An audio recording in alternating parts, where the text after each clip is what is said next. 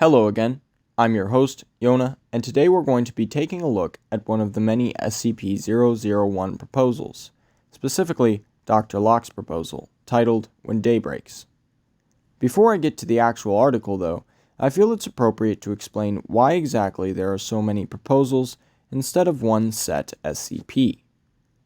Inside the SCP universe, the answer is that there are so many proposals because the Foundation is trying to conceal which proposal is actually true.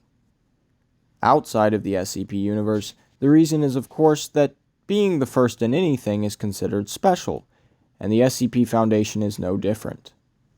Every author is equally worthy and unworthy of the spot of 001, and therefore, each of their proposals has an equal shot of being true.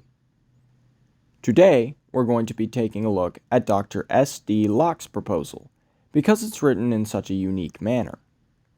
Unlike most SCP entries, which begin with the SCP's object class, description, and containment procedures, Dr. Locke's proposal starts out rather like a story would, and it is written from the perspective of you, the reader, an SCP agent in some sort of post-apocalyptic world. That world is, of course, Earth. The proposal begins with you following a distress signal to an access tunnel hidden within a natural cave. You pass several SCP containment cells that once held horrors beyond your wildest imagination, but they're all empty by this point in the story, and you hope that their former inhabitants are long gone. At this point, we begin to get a basic idea of how bad the situation actually is, both for the Foundation and humanity as a whole. If the SCP Foundation has fallen, there's not much hope for the rest of us.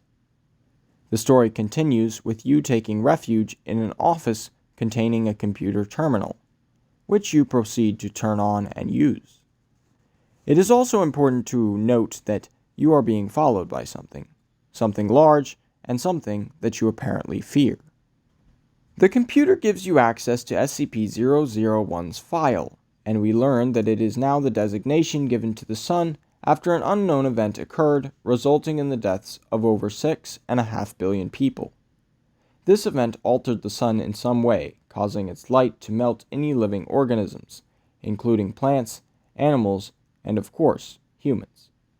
After which these organisms take on a gelatinous consistency, and will attempt to orient themselves in a fashion similar to their previous forms, although they also have the ability to combine themselves with each other, forming chaotic, bulky piles of tangled, moving, semi-liquid masses. The computer also contains some logs made by Foundation personnel who were attempting to survive the disaster. Unfortunately, they were not so lucky. The computer dings as you contemplate your next moves, and begins to play a video file of its own accord. The image is, quite frankly, terrifying.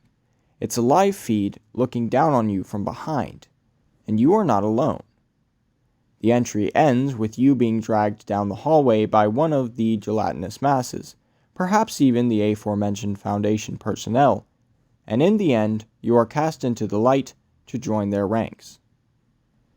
This is an end-of-the-world SCP scenario, and it is implied that eventually all living things will become one giant mass. I would heavily encourage you to read the entry yourself sometime, as this is just a summary and the story itself is more personal. It is important to note that not everything regarding the SCP Foundation or its articles is going to make sense, and in most cases, you will be left with more questions than answers. As usual, I hope you found this video enjoyable. Feel free to like, comment, and subscribe to help the channel grow, and I'll see you soon in another video.